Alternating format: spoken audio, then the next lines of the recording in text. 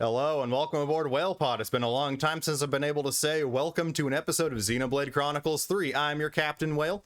Today you will notice we have our capture card audio muted because this is just going to be a discussion about the recent Nintendo Direct while I am farming up materials and going after...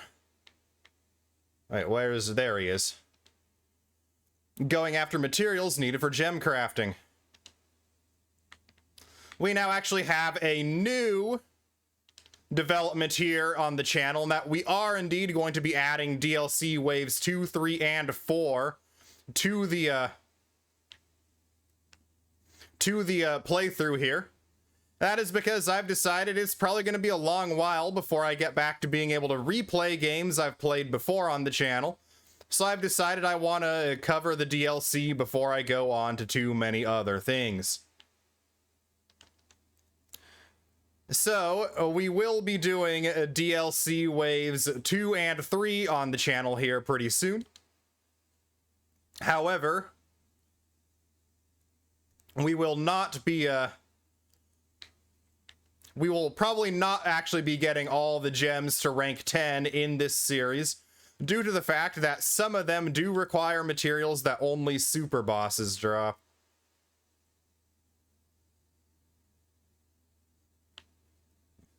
Now onto the discussion on the actual Nintendo Direct itself.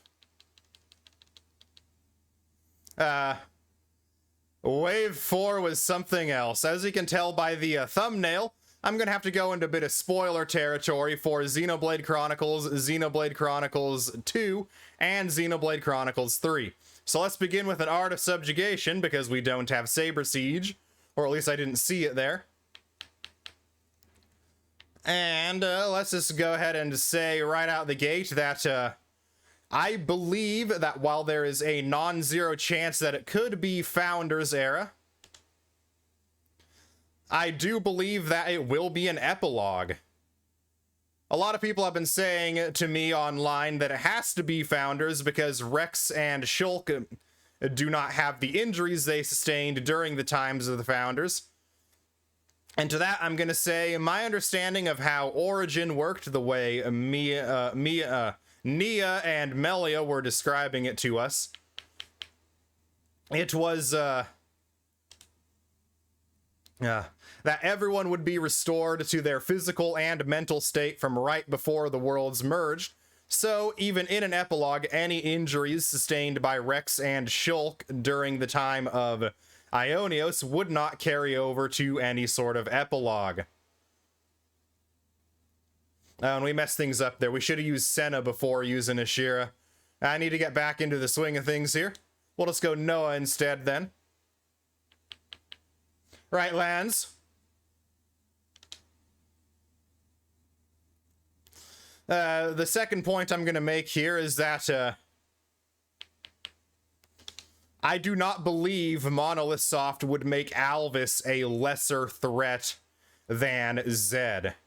If you did not notice or did not realize, simply due to the character not being absent, and well, being absent from Xenoblade Chronicles 3, particularly if this was your first Xenoblade game in the series, not necessarily having played 1 or 2 before, Alvis is a character from Xenoblade Chronicles who was, well, very important to the plot, and as was revealed in Xenoblade Chronicles 2, well, really in Xenoblade Chronicles Definitive Edition, because Xenoblade Chronicles 2 did not have any sort of semblance of this bit of lore in Alvis's design, but it was revealed through his design change in Definitive Edition that Alvis was a third Aegis, the same type of blade as Malos and Pyra and Mithra in Xenoblade Chronicles 2.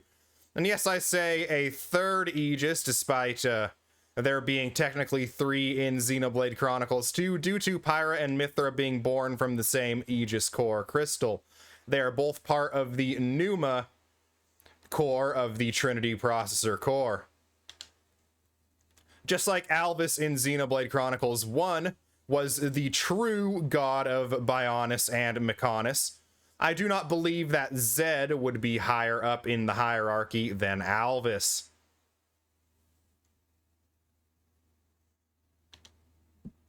Now, why would Alvis be doing shady stuff anyway? Well, it's as Rex says, Alvis is a heartless machine. And as such, this heartless machine would value one thing above anything else, and that one thing above anything else is actually the same one thing above anything else that Alvis has been pursuing throughout the entirety of Xenoblade Chronicles as well. On Alvis's part, Alvis's whole purpose is the preservation of the world at all costs. This is just my opinion as to what Alvis's purpose in Xenoblade Chronicles 1 is, but it lines up well with him both being the head honcho, the god over everything in Xenoblade Chronicles, and lines up with him being the one above all Mobius, including Zed, in Xenoblade Chronicles 3.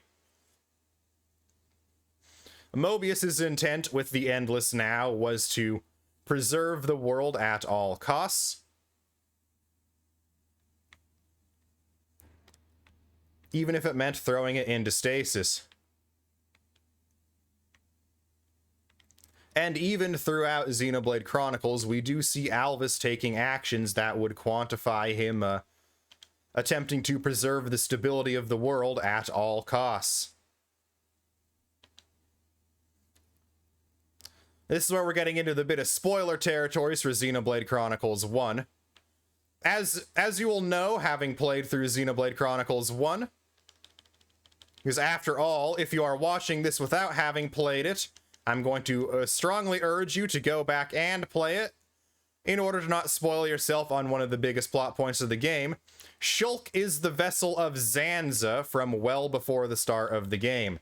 Zanza, as the god of Bionis, and the creator of the universe through the medium of Alvis. Shulk is effectively, from a very young age, whether he knows it or not, the current incarnation of the god of the Bionis. So when Alvis intervenes in the fight outside Colony 6, he is in fact intervening to preserve Zanza's vessel from death at the hands of Metalface. As if Zanza's vessel were to perish, then there would be no hope for I'm getting a little bit of word salad here, but if Zanza's vessel were to perish at such a young age, then the whole point of Xenoblade Chronicles... I might need to get to a point where I'm not just trying to also concentrate on chain attacking these unique monsters over and over again. But what I'm trying to say here is Shulk perishing that early on would have prevented the recreation of the world and would have led to Egil, the leader of Mechonis, accidentally destroying the world. No topple here, so unfortunately we're not going to be able to get a launch this round. So Alvis intervenes to drive off Metalface and the Face Mechon with his Telethia friend in order to prevent the death of Zanza's vessel and prevent Egil from unknowingly destroying the world. Then after that, Alvis then intervenes again in Alchemoth, allowing the party to reach Prison Island and release the Monado shackles, before Metalface and company are able to reach and breach the island, subsequently destroying Zanza's previous vessel in the form of the giant Arglus. And even through the very end of the game, Alvis's whole pursuit is entirely in, well, I guess not his whole pursuit, but his whole purpose is in the pursuit of preservation of the world, as he sides with Zanza up until it becomes very clear that Shulk has gained the power to tip the scales in favor of a new outcome, only betraying Zanza at the very end, when it becomes clear that Shulk has the potential to take over Zanza's role as the deity of the Bionis. And I do feel like Alvis maintains a similar role here in Xenoblade Chronicles 3. I feel like when Shulk and company at the end of Xenoblade Chronicles wished for their world with no need for gods, that, a all-powerful artificial intelligence would definitely quantify as some form of a god, and that when Shulk and the rest of the party made that wish in Xenoblade Chronicles, that Alvis would have vanished from the world along with that wish.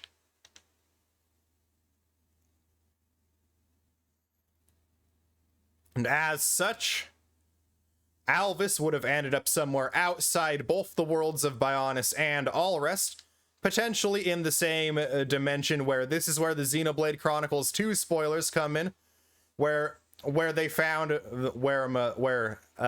where the conduit found itself after vanishing from Allrest in Xenoblade Chronicles 2.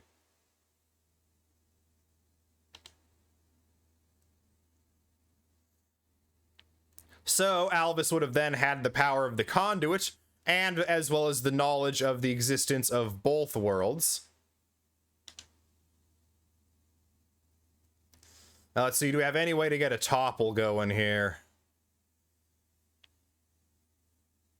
So with Alvis effectively now knowing of both worlds, and now potentially also knowing of their collision course, we do have also now some reason for Alvis to intervene and attempt to prevent their destruction.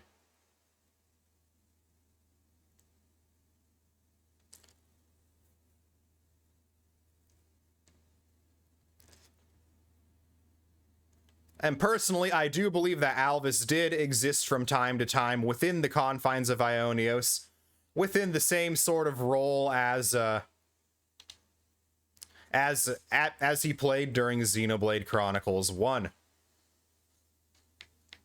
That being the silent observer, who the big bad believes is his subordinate, when in fact he is actually the head of everything in Mobius.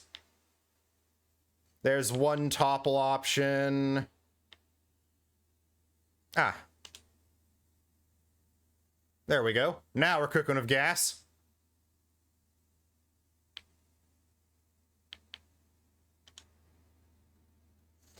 So I do believe there was a Consul A who was Alvis wandering around, but just like Alvis was, I'm having trouble thinking right here. We're gonna get to a campfire and discuss it over some less gameplay intensive things here. But yeah, basically Alvis was Consul A. Consul A was a similar role to Alvis's physical form in Xenoblade Chronicles 1. I'll discuss that in a little bit more detail here soon. A worse total chain attack than before because we didn't have the we're gonna actually pull up the menu here, map, origin, interior. Get us to a nice rest spot, because while you can't hear anything, I am having my ears absolutely blasted by all the game sounds right now, so we can think clearly now. I'm also gonna, you're probably gonna notice a slight drop in my volume as well, because I'm gonna actually take off my headset and put it pretty far away so it's not interfering with my mic, but so I can just hear even that much clearer.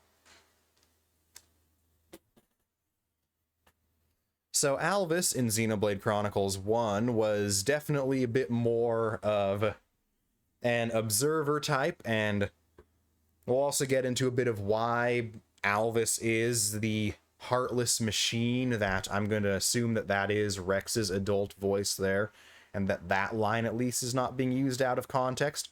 There is one line in the little DLC 4 teaser that I do think is being used out of context, but we'll get to that in a little bit. Alvis is the silent observer while he does appear in a semi-human form in Xenoblade Chronicles 1, I do honestly think that Alvis is the least human of all the Aegises, as, well, I'd say that the Numa Corps, which is Pyra and Mithra, is the most human out of all the Aegises due to their driver being a normally adjusted human being, well, as far normally adjusted as someone who lost their parents when they were like only 2 years old can be, in the form of Rex. So Pyra and Mithra, the two consciousnesses inhabiting the Numa core of the Trinity processor, would have probably the fullest, most human emotional spectrum.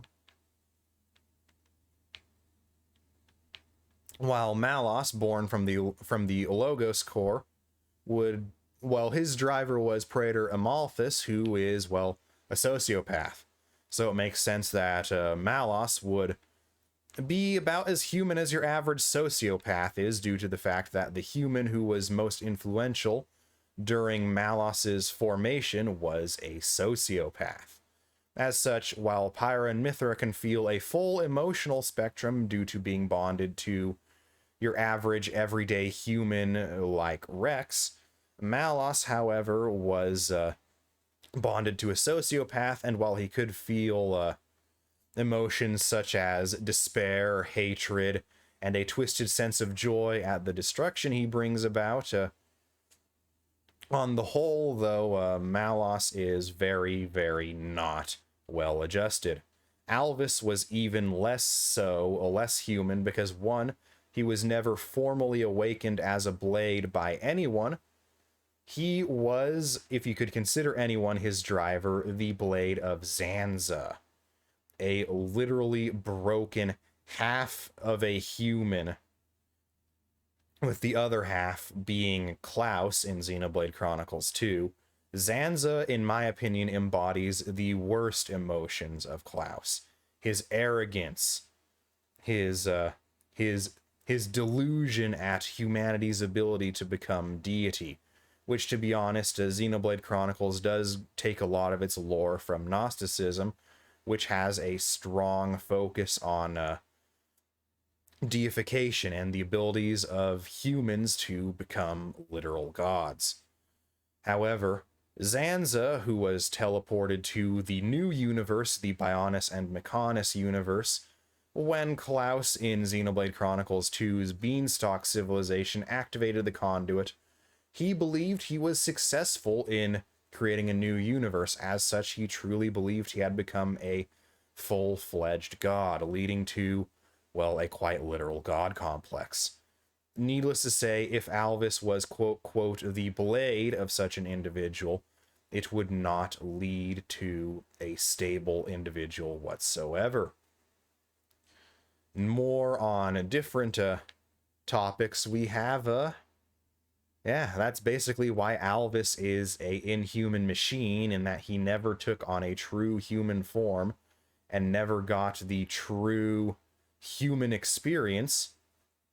So instead of having a fully developed human understanding of the world, Alvis here has a greatly distorted view of, well, how the world should be. And as I said earlier, Alvis only really truly betrays Zanza and reveals himself to not be a mere member of Zanza's trinity of disciples, but in fact the actual deity-like power figure governing the entire world of Bionis and Mechonis, once Shulk has finally proven to be able to tip the scales by manifesting the Monado 3. With that in mind, it's very easy to see that Alvis could still just be doing his same role as he is in Xenoblade Chronicles 1, of making sure Bionis and Mechonis and the worlds created by Klaus Zanza survive. Because as my theory states previously, the worlds of Bionis and Mechonis are formed from pure antimatter, and the world of Allrest, since Allrest is the broken remains of our civilization, which in Klaus's time eventually discovered the Zohar/Conduit and became the civilization that built the beanstalks. Seeing as it is our world, and our world is comprised of matter, it would make sense that Agnes would be the antimatter civilization, and the matter civilization, and Keves would be the antimatter civilization. And if they were to ever come into contact with each other, they would obliterate each other violently, due to the nature of how antimatter and matter cancellation works.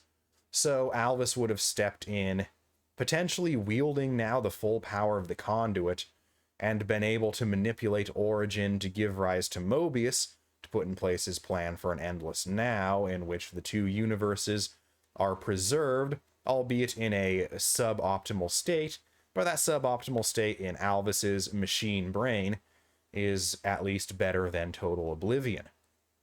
Alvis during this time frame would have occasionally masqueraded through a similar, I'm going to refer to it as a metaverse avatar for Alvis, as I do believe that's what his physical form in Xenoblade Chronicles 1 was.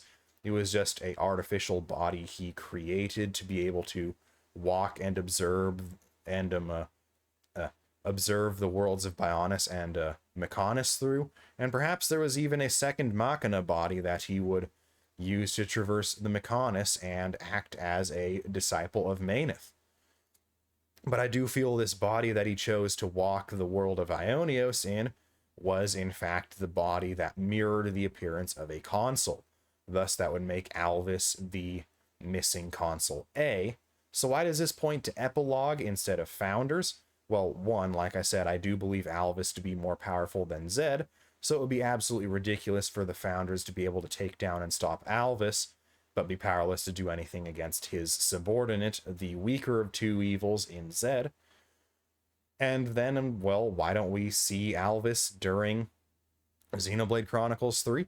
It could be that Alvis simply is in the world of Ionios during the time frame of Xenoblade Chronicles 3, but just like in Xenoblade Chronicles, is watching from the background, waiting to see if there is the ability of the party to tip the balance in favor of one outcome or another. And why did Zed then never attempt to recruit another Mobius A, you're asking? Well, maybe Zed simply did attempt to recruit a Mobius A, and couldn't because, well, Alvis was still there, preventing another recruitment. But I honestly think Zed just never had any reason to believe that the being that he knew as Console A had perished in any way, shape, or form. As Console A being Alvis, no. Alvis himself isn't too much involved with this theory. It has more to do with Zed's ability to just use Origin to track and monitor the activities of previous generations of Ouroboros candidates. So using that ability, taking that into account, it wouldn't really stand to reason that there would be any real evidence for Console A ever having perished, and therefore no real reason to suggest that Zed even needed to replace a Console A. So I don't think Zed would have ever likely even bothered finding someone else to take over Alvis's role. And now, with that taken care of, with whole Alvis being devoted to preservation of the worlds created by Klaus Zanza at all costs, we now then move into a bit more of the actual, my opinion, for what's going on in the fourth wave DLC bonus campaign story thing here. For starters, I do think Alvis is going to reappear after the end of the game in order to forcibly restart what Zed failed to keep, basically what Zed failed to keep running in the Endless Now.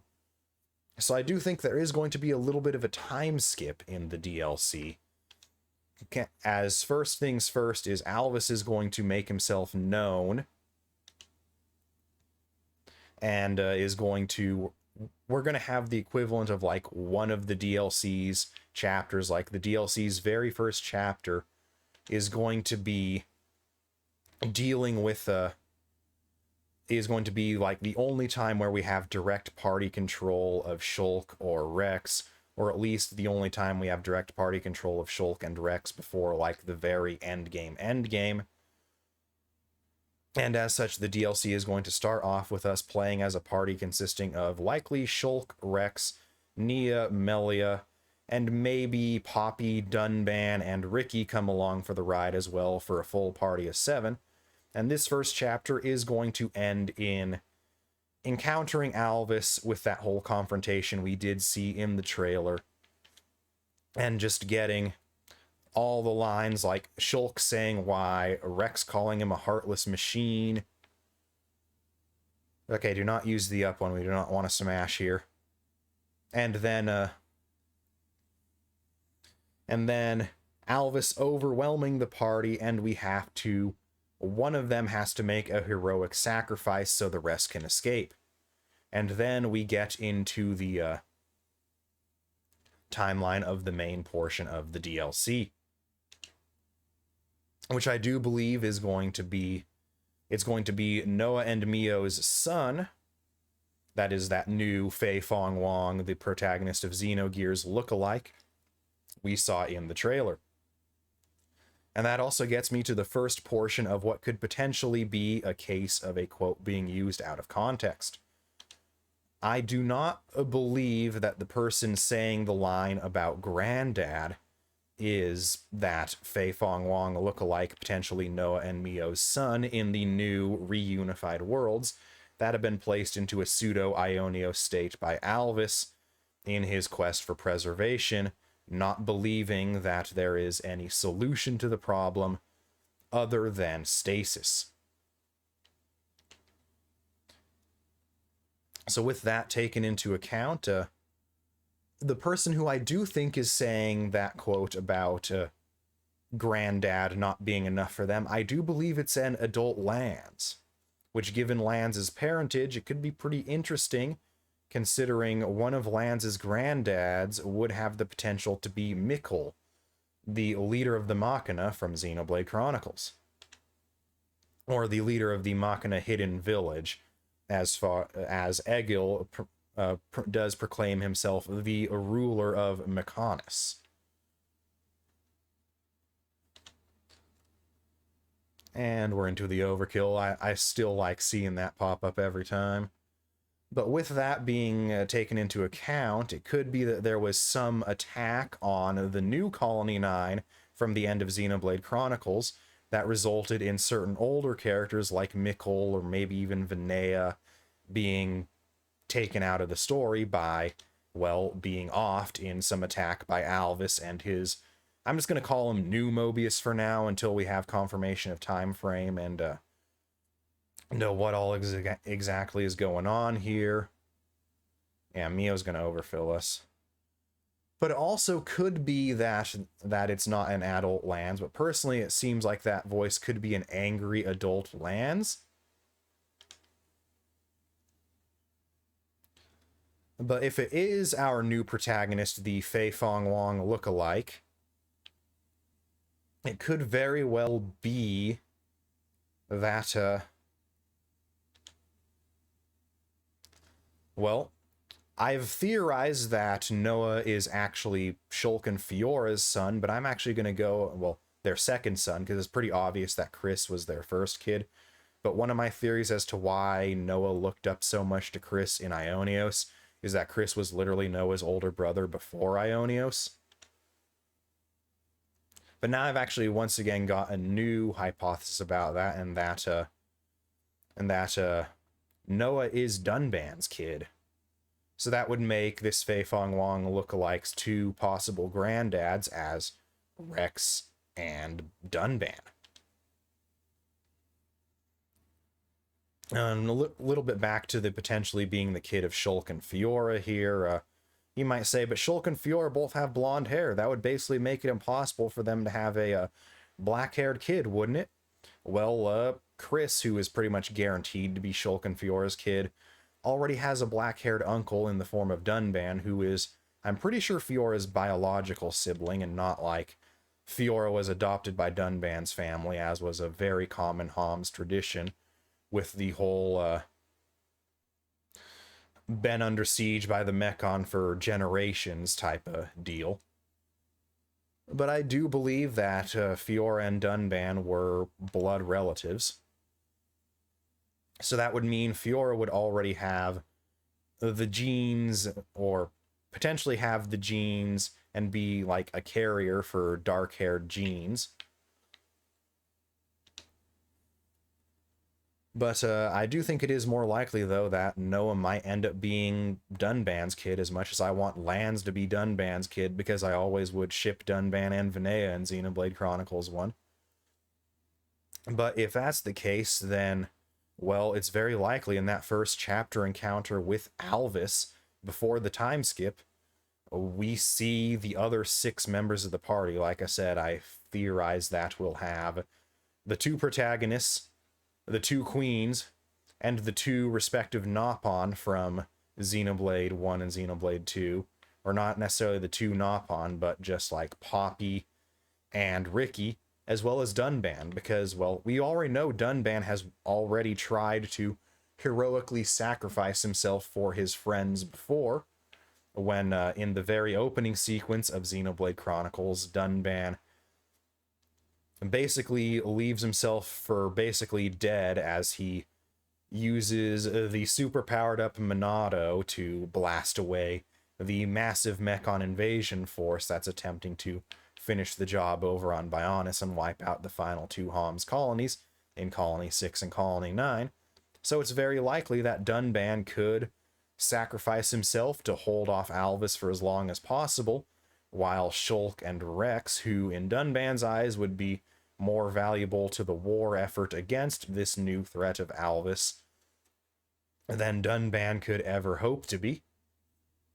So it could be very possible that if Noah is indeed Dunban's son, he loses his dad in the first chapter, and Dunban is the granddad being referred to by this Fei Fong Wong lookalike, instead of, well, Shulk or Rex, which would allow Shulk and Rex to exist in a elderly mentor state to their grandkids in the full-on timeline. Sorry, I'm just back here again to check to see if I even need any more mute drops for anything. But once again, I do believe that that quote is being used out of context, or that line is being used out of context due to the fact that, well, we have a pretty famous example of a first trailer for Xenoblade Chronicles 3 using a line out of context already, and that being the famous "I refuse to believe your him" line,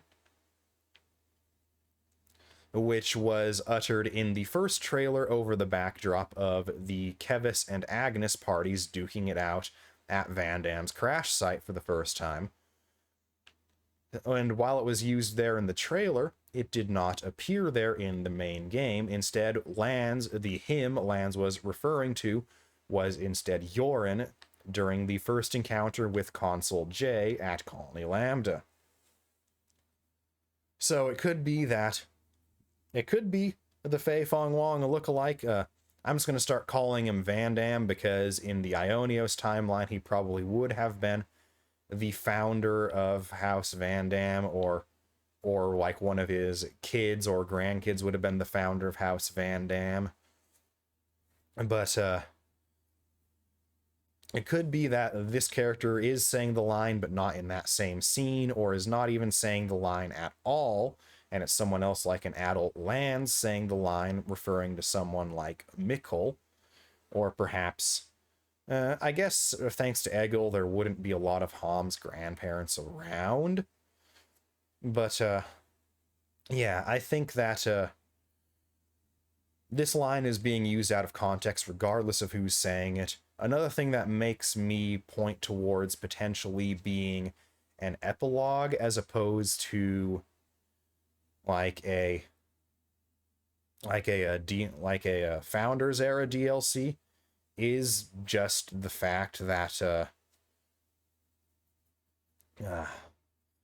in the shot where we're first introduced to our new protagonist, who, well, I'm still going to call him Van Damme, because maybe when Noah ceded his naming rights to Mio named him Van Damme after the man who saved her father's life. But you see behind this Van Damme fellow what appears to be Dunban's house from Colony 9 in Xenoblade Chronicles, which, unless it was part of the Hope's Rest city that got destroyed by N, because maybe Hope's Rest was the former site of Colony 9, but I honestly kind of doubt that a little bit, because it wasn't sunken down into the water. It was in fact risen up above the water. Well, not necessarily sunken down into the water. Colony 9 isn't necessarily built entirely over land. There's a lot of Colony 9 that is out over the water in Xenoblade Chronicles. So the fact that Hope's Rest is almost entirely over land, I don't know, maybe there is that portion that got sunk down. So it could be that is Hope's Rest, but Hope's Rest wouldn't be the Founders' time frame either, as the Founders, as most people understand them, is the Founders of the second city, which was up on for the majority of the game, up on the Great Sword. So once again, I do feel like seeing what appears to be Dunban's house behind Van Damme in the shot where we're introduced to him, and in the shot seeing him conjure up some image or form of Mio's Ouroboros. Also, that's another thing that hints towards epilogue, because that does not look like how interlinking works at all within the confines of Ionios. So if there's any reference to the Ouroboros forms in Ionios, it's, well, no, not in Ionios, but in this new epilogue, in a sort of, I guess, Ionios-like stasis-ish state created by Alvis. Like, maybe Shulk, Rex, and others are working on some safe way to merge their two worlds back together again, when Alvis just intervenes and says, hey, I found a solution. Why the heck did y'all break out of it? Then puts them right back into another Ionios-like situation, saying this is the only way to stop the destruction of both worlds. But, yeah. So I do believe that the whole Van Damme calling forth the shape of Mio's Ouroboros is going to be a new reference to how the, like, Ouroboros forms are used in the post-Ionios, post-reconverging world. So I don't think it's going to be a true interlink. I think there's going to be a few shakeups to the combat system that are reflected storyline-wise, similar to how the changes in the combat system between Xenoblade Chronicles 2 and Torn of the Golden Country were referenced storyline-wise, as they're just an older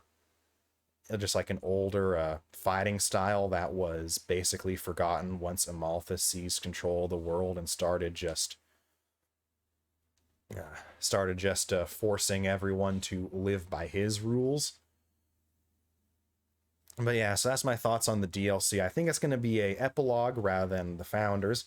There is still the chance it could be the Founders, but I'm definitely leaning more towards epilogue, because if it were the Founders, it probably would have just shown the beginning of an interlink, as opposed to whatever that new mechanic that uses the Ouroboros designs or the Ouroboros forms is going to end up being. So yeah, I've been your Captain Whale. I do thank you very much for watching.